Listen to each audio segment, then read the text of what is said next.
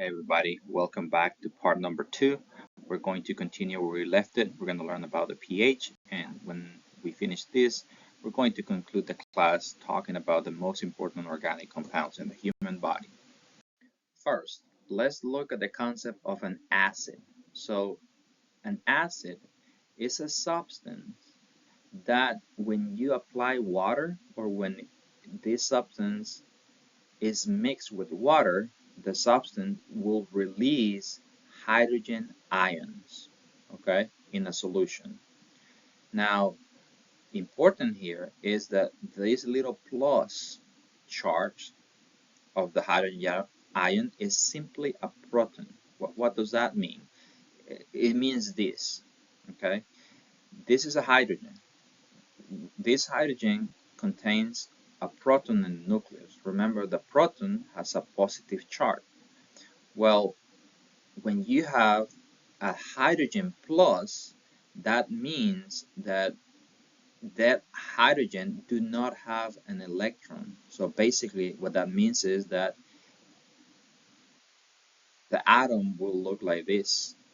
So that means that this hydrogen have 0 electrons, and when that is the case, it's simply called a proton. So that means that this hydrogen that is being released by the acid, this hydrogen is extremely reactive. It's going to try to take electrons from wherever, is close to that. So if you have a chemical, and then let's look at this picture. You have an acid, you mix that with water, and then that releases the protons, the hydrogens. So these hydrogens are the ones that are going to look for electrons, to take electrons from whatever. So if you put something here, like a piece of meat, or if you put whatever you put there, that chemical might be destroyed by the acid because all these hydrogens will try to take the electrons to complete the electron shell. And of course, the more hydrogens, the more protons you have in a substance, the more acid is the substance, the more acidity. So we classify the acid in strong acids, which are those that release all their protons when they're mixed with water, and weak acids, which are those that release some of the hydrogen when they're mixed with water.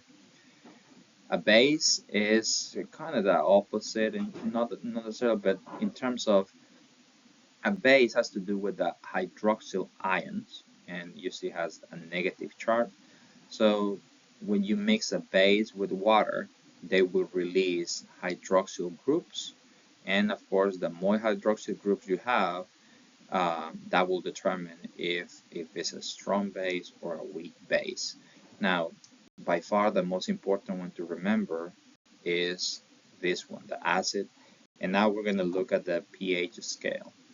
Now that we know what is an acid and a base, let's review the concept of pH. First, we need to know that pH is in a scale, and it's in a scale to start from 0 all the way to 14. And half of 14 is 7. So 7 is what we call a neutral pH. And make sure that you know that it's 7.0. That is what a neutral pH is. Also, just as an interesting fact for you, notice that the pH, we have a lowercase p and a capital H, right? So the name of pH comes from the power of hydrogen.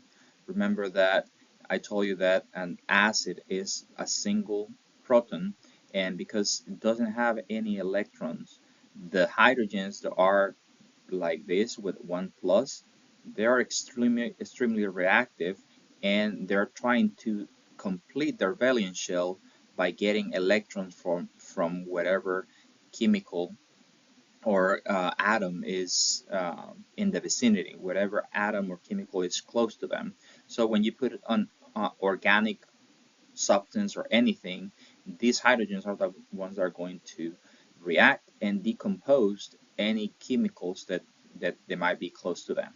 Anyway, so how about the pH scale? So what you need to know very quickly is to understand, I will use 7 as a reference. Any number above 7 is what we call a base. Another name for a base is an alkaline. So an alkaline is a substance that has a pH above 7. And when I mean above 7, don't necessarily expect 8, 9. So what I'm saying is 7.3. That is still an alkaline, or 7.1. So why? Because again, a pH neutral is 7.0 period. If you have a substance which the pH is below, so below 7, that's what we call an acid. All right. So above 7, base, below 7, an acid.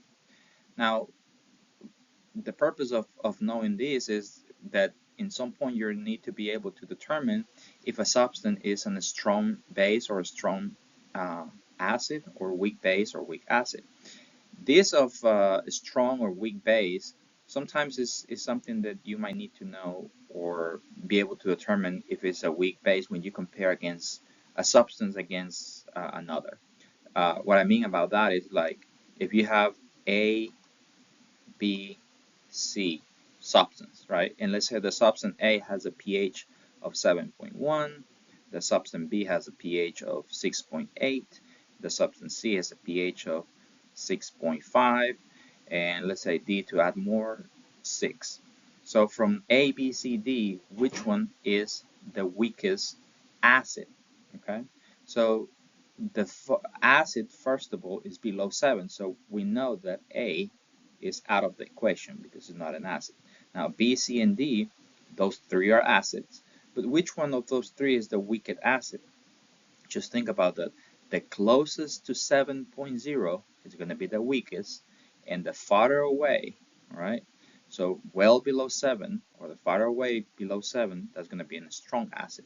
So from these three, letter D is the one that is far away from 7. So that means that in this case, uh, D will be the strongest acid, and the weak acid is that one that is closer to the number 7, this 0.6.8. But as in general, you can also use this rule here. A substance slightly below 7, we call that a weak acid, and a substance well below 7 is what we call a strong acid. What is important to know is what is the pH of the blood pH. On average is 7.4, but to be more precise, and just think about it, 7.35 to 7.45 is a normal range of pH.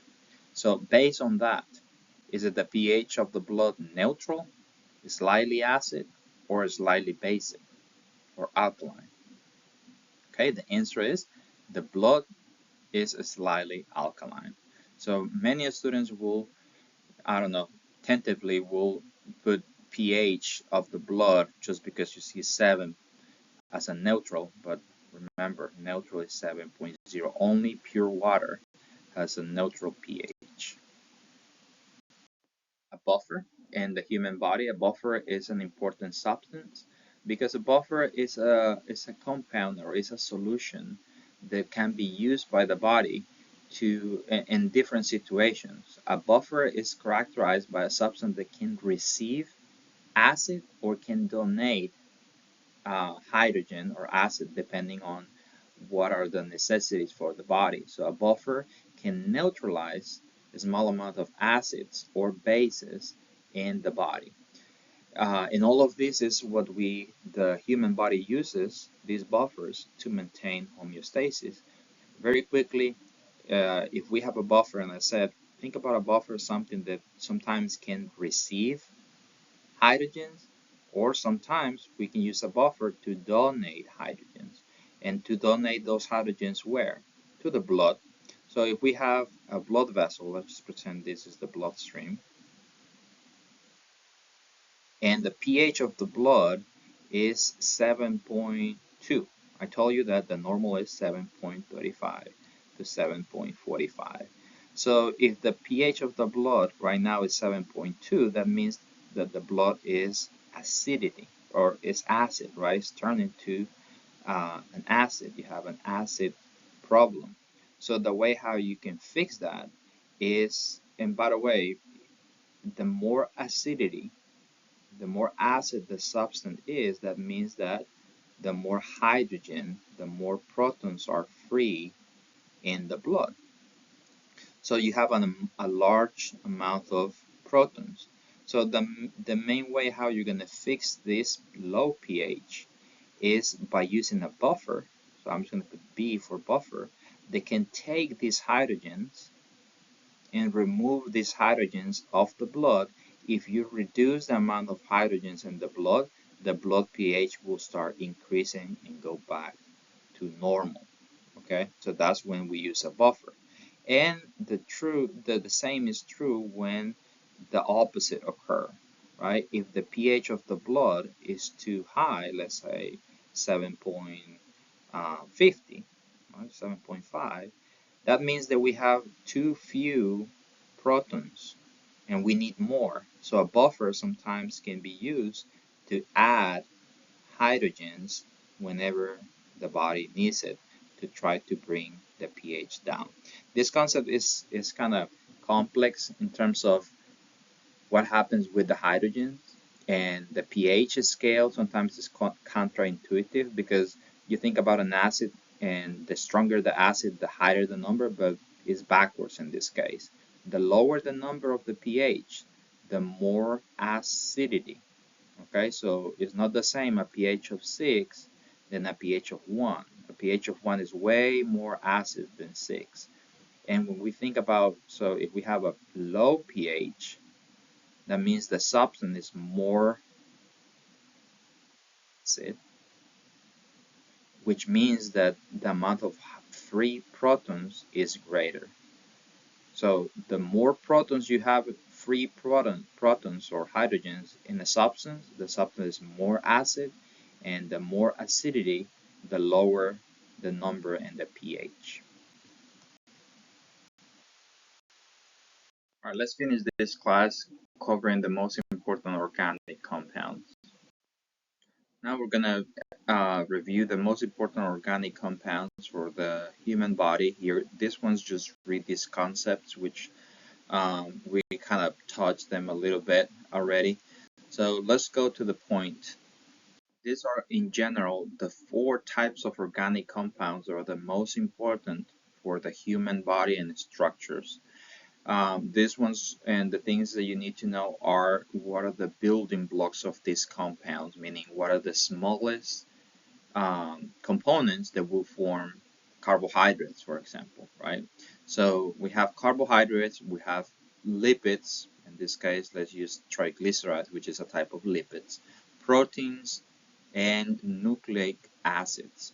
So very important to know that what forms the building blocks of carbohydrates are monosaccharides. So what that means is mono means one and saccharides means sugar. Monosaccharides are also known um, they're also known as simple sugars.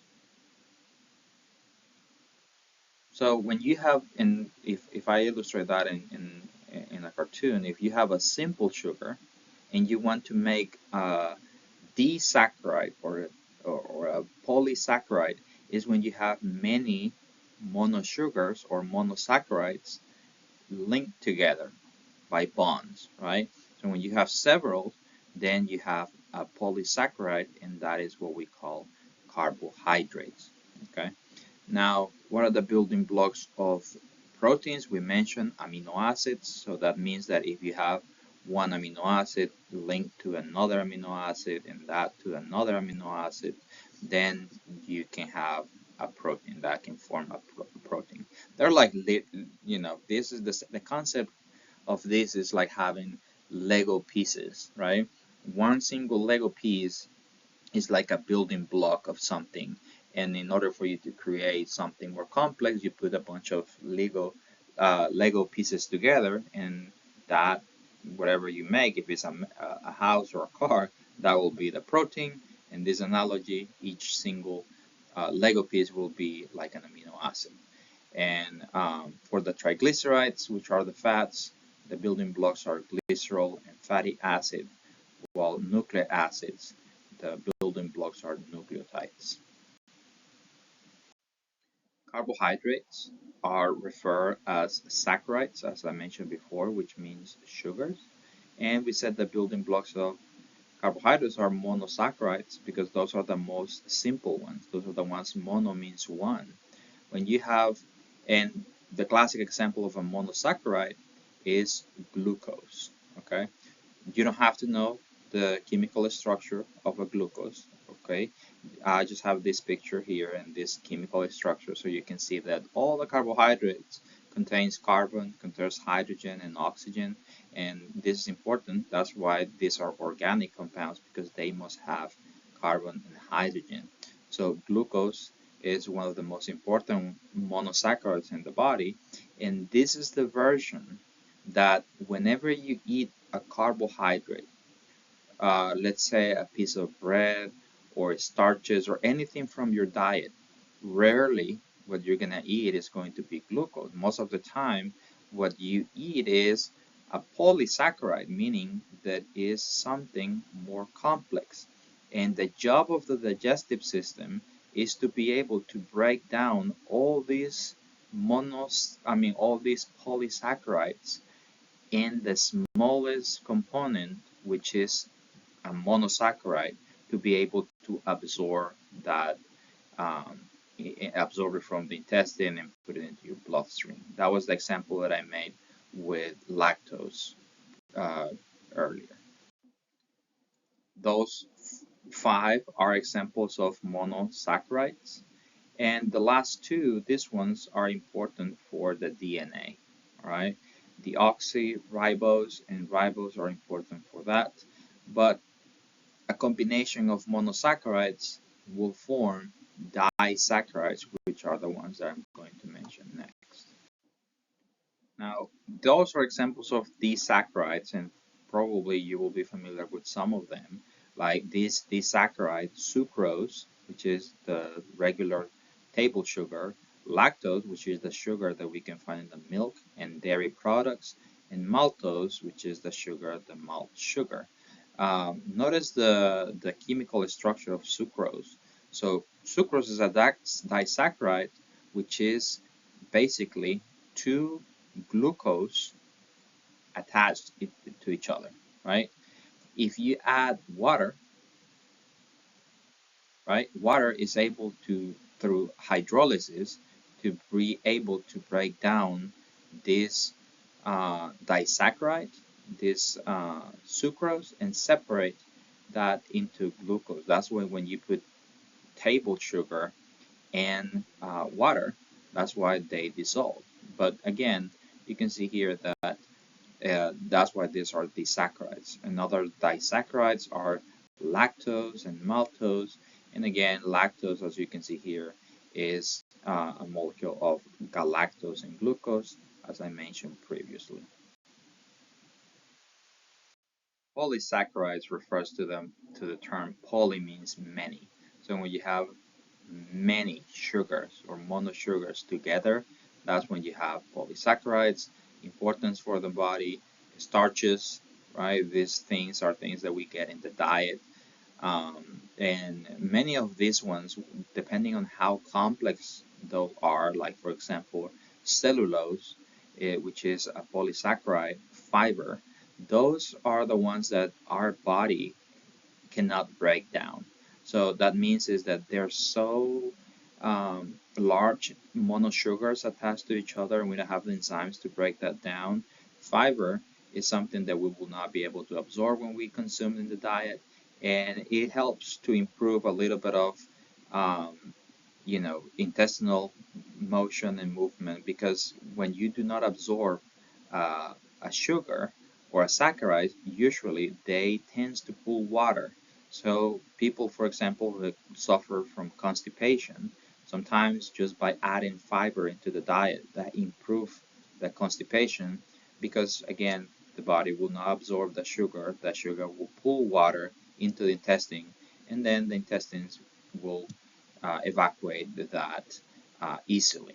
All right, and then glycogen is a type of polysaccharide that whenever you eat, uh, a substance and your diet, and if you don't use all your sugar that is in the blood, the way how the body will store that in the liver or in animals, especially in the liver, is sugar in a form of glycogen. So glycogen is, as you can see here, is a very complex uh, structure. Each of these little circles represent glucose.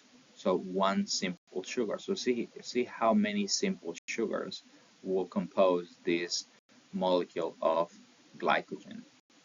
The second organic compounds we're going to talk about are lipids. Lipids basically are fats, and all the fats are hydrophobic, meaning they do not dissolve or mix with water. And just think about how what happens when you combine water with oil or fats. They do not mix.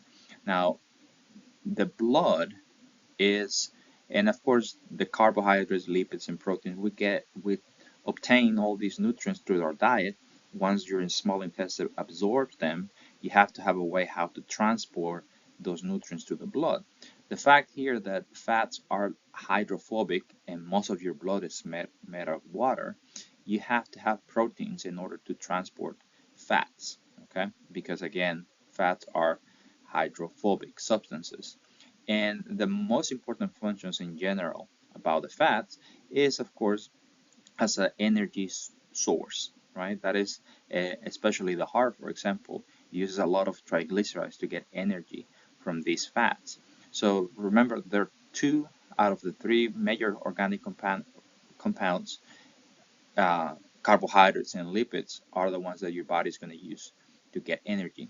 However, there are other functions of fats, like many of the hormones that belongs to the endocrine system are lipid based or fat based, and as we're going to learn in chapter 3, all the cell membrane, the major component of the cell membranes of each cell, is made of phospholipids, which is a type of fat.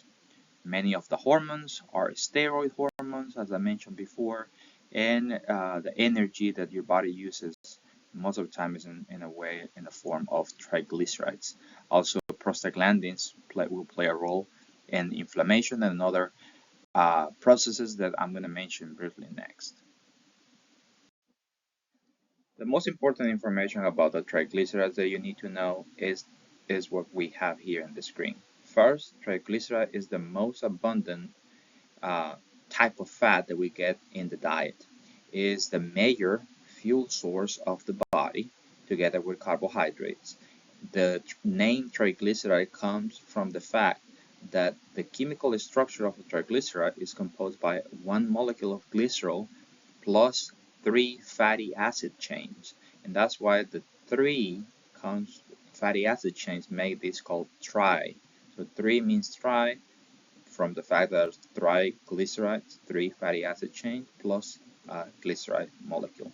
Triglyceride can be classified based on the fatty chains in saturated and unsaturated.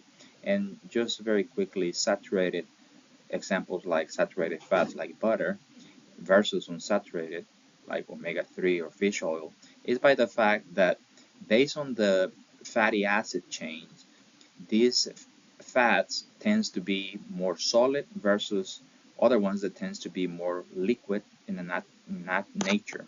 So those fats that are saturated, they're called saturated because all the carbons are saturated with hydrogens. So all of them has hydrogens. If you contrast that against this unsaturated fatty acid chains, see in this red area here where these carbons, instead of having a hydrogen, they are bind uh, to another carbon, right? They make this double uh, bond here, and just because of that variation, okay, make this fatty acid to be more to be more propense to be more fluid, more liquid. And just think about omega-3 or fish oil; they are more soft and liquid versus something like butter, right? That is more in nature more solid or semi-solid. Another important lipid is the phospholipids. And I'm not going to talk about them a lot here because next class we're going to talk about the cells, and here we're going to talk about the lipids in more detail. Just know that your cells has a cell membrane, and the most important and primarily component of the cell membrane is this phospholipid bilayer. Okay, so what does that mean is that, and you see, is the most abundant component of the cell membrane, and that phospholipid is primarily a type of lipid, a type of fat. Steroids are type of lipids, and one of the most important ones of these steroids is cholesterol. Cholesterol is extremely important because it's the main building blocks for many hormones, right? Like estrogen, progesterone, and also cholesterol is something that we can test your cholesterol levels in blood by checking the levels of HDL and LDL, which are a type of cholesterol. LDL refers to the low density lipoproteins, and HDL refers to the high density lipoproteins, which are the way how your body mobilizes the cholesterol that is in your blood. LDL, which is this one, usually if you have high levels of ADL in your blood, that usually is what we know as the bad cholesterol, because it's the type of cholesterol that can accumulate in the arteries and cause blockages. Um, Here I'm showing you the structure of the cholesterol, right? Just to show you this, that is molecule complex and large, but is not necessarily something that you need to know exactly the chemical structure. Just know that cholesterol is something that your body uses a lot to create substances that are important, like the bile acids, and many of the hormones that are lipid based has cholesterol. The last lipid that we're going to cover that are important for the human body and human functions are prostaglandins. These prostaglandins are lipids that come from fatty acids. They're important because they have function. The most important function that probably you will see and every day is that they have something to do with inflammation.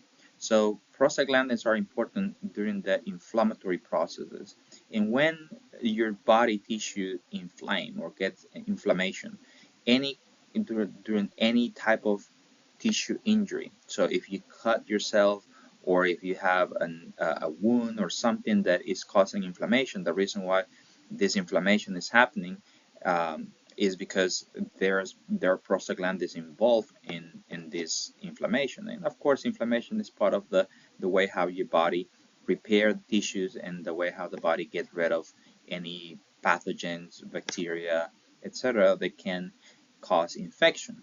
Now, every time you have an inflammatory process or you have inflammation, of course, this they are together associated with pain, right? So prostaglandins play a significant role in pain and inflammation, and they're medications that blockade the actions of prostaglandin by inhibiting the production of these prostaglandins. Those medications are called NSAIDs. Um, they're very, common. NSAIDs stands for steroid, um, steroidal anti-inflammatory drugs. So non-steroidal anti-inflammatory drugs. And examples of those NSAIDs are ibuprofen, naproxen, etc. All of these ones, the main function, the main mechanism how they inhibit in inflammation is by blockading the prostaglandins. Another thing that you need to know, at least in the practice, is that all the NSAIDs, they have side effects. And one of the major side effects of NSAIDs are these ones, that they can cause ulcers in your stomach.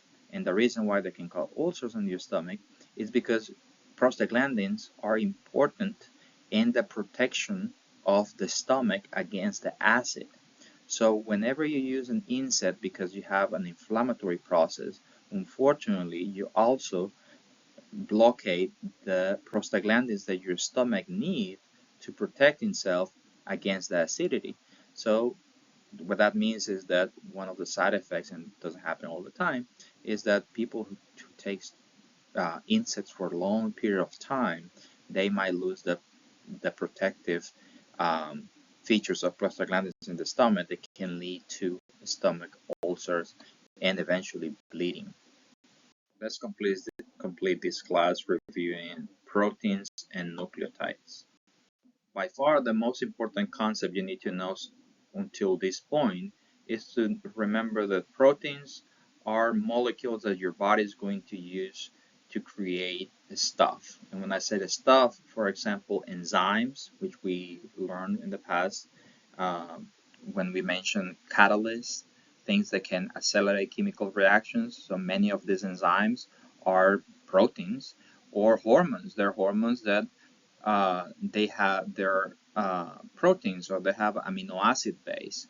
So when we think about hormones, their hormones are lipid based, and there are other hormones that are amino acid based. We mentioned that the main building blocks of proteins are amino acids. These amino acids, we have to have it in our diet because there's some amino acids that we cannot create. So see, 9 out of the 20 amino acids cannot be synthesized by the body, so this might be obtained in the diet. And of course, I told you before why proteins are important. You can see here. And another characteristics of all the proteins, all the amino acids, all of them, they contain nitrogen in their chemical structure. And if you remember from the very beginning of the class, we said that the most common type of elements in the human body were oxygen and carbon and hydrogen and nitrogen. And now you can see why here, because all the amino acids, they contain the 4 more common elements, and your body contains a bunch of proteins in it. So it makes sense why these elements that we mentioned previously, why those are the most abundant elements in the human body. In the same way how when we cover carbohydrates, we said that they're carbohydrates that are more complex, and the simple carbohydrate was a monosaccharide. When you have 2 monosaccharides, you have disaccharides, and then when you have several monosaccharides together, you have polysaccharides. If we apply the same thing with proteins, it's the same. So proteins, depending on the amount of amino acids, you're going to have proteins that are huge and big, right? So this picture just illustrates that. So each letter, so all of them has the letter A. A is for amino acid, and then they have a number. So this is amino acid number 1, 2, 3, 4, 5, 6, 7, 8, 9, 10, blah, blah, blah. So you have here a change of amino acids that will form what we call a primary structure. That means that is a protein is the most simple protein, right? A linear chain protein. Importantly here is that most of the proteins in the human body, they're not linear. They have a specific shape. So they have, in order, once you have a protein, many of these proteins will fold and will develop a specific shape instead of being just a linear chain of amino acids, as we can see here. So, but the thing here, like these secondary proteins, you can have like a protein that looks like a sheet, right? Or an elliptical proteins. It doesn't, that's not the point that I want to make here. The point that I want to make here is that if you see, in order for the protein to have this shape, and look at the concept, a protein's shape is essential to its function. So the proteins maintain the shape because they're connected by hydrogen bonds. As we covered previously, those are the weakest bonds. Those are the bonds that are very fragile to temperature, to pH, to radiation. So if a protein, if you break down the hydrogen bonds in a protein and the protein misfold, right, or the concept, I mean, to be more specific, when the protein misfold, um, we call this process called denaturation. Okay, so denaturation is a change in the structure of a molecule through a physical or chemical means. And proteins that denaturate, proteins that lose their shape, will lose their function. And depending on how important is the protein that misfold or breaks down, um, once the protein loses the function, that's it. You cannot fix it. Okay, and that's why proteins are important. And these hydrogen bonds are extremely important to maintain the function of proteins. Most of the proteins are more or tertiary or a quaternary structure. So that just means that they're composed by a bunch of amino acids, and they have many complex uh, hydrogen bonds that at the end they form a specific shape. And the classic example of these proteins are, for example, there are the four level, the quaternary protein, are things like hemoglobin. We mentioned hemoglobin in the past when we talk about red blood cells and how the red blood cells are the cells that transport oxygen. And we mentioned that hemoglobin was this protein that has iron, right? And if you see, this is the whole protein, and the protein of hemoglobin has a heme group, right? In the center of the heme group, you have an iron. And I told you before that hemoglobin is able to carry oxygen because oxygen attached to the iron. So one single hemoglobin protein is able to carry how many oxygens? One, two, three, four. Hemoglobin is a protein, is an example of um, complex protein. Let's finish this class talking about the nucleotides. So nucleotides are crucial components of two important uh, substances in the human body, nucleic acids and ATP. So once again, the nucleotides are the building blocks of nucleic acids. Nucleic acids, let's keep it simple, are important because they're going to form the DNA. Just something that we're going to talk about in chapter 3. I don't want to mention it right now. DNA and RNA, all right? So that's what forms those molecules are composed by nucleic acids, and nucleic acids are composed by a bunch of nucleotides. And also ATP, right, is something that we already mentioned, and we're going to talk about ATP in more detail now. We just mentioned that nucleic acids are important components for the DNA. The DNA is this nucleotide that contains the genetic information. Um, so the nucleic acid in the DNA and the RNA structure is very important. DNA is important for genetic information, while RNA is crucial for protein synthesis. This information about protein synthesis and RNA will be explained in chapter 3 next class. And this just illustrates the DNA and where you can see all those nucleotides, those are different colors, right? This adenine, thymine, guanine, and cytokine, all of them interact to form this elliptic, double-stranded DNA molecule. ATP is the nucleotide that the human body will use to get energy. It's a high energy compound. We mentioned this already, that ATP stands for adenosine 3 phosphate. So this is the adenosine molecule, and it's composed, as you can see here, for a nucleotide, which is this adenine here. And you have the 3 phosphate groups. Right? So when you break these phosphate groups, that causes or that releases energy that the body will use.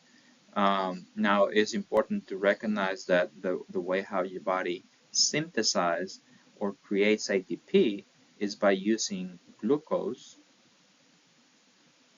and breaking down this glucose in the presence of oxygen. That's the way how your body generate or synthesize ATP, and then ATP is used for energy. So if you just know that the glucose is important to make ATP, Glucose is the one that we obtain through the diet. That's what we need to eat.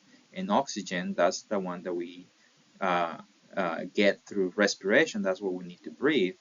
Now you know why we need to breathe, and that's why, and also why we need to eat, because we need glucose and oxygen, because those are the recipe that the cells are going to use to create ATP, that eventually is what we're going to use to generate energy.